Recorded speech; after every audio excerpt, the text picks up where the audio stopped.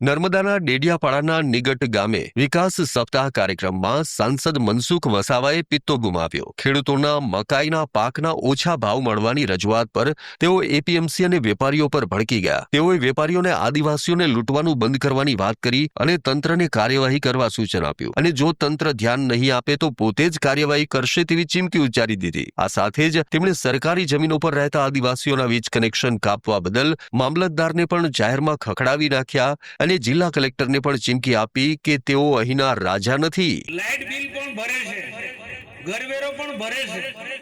15-20 વર્ષથી કોઈને કઈ દેખાયું ના ને હમણાં 10 દિવસ નોટિસ આપવાનું ચાલુ કર્યું છે।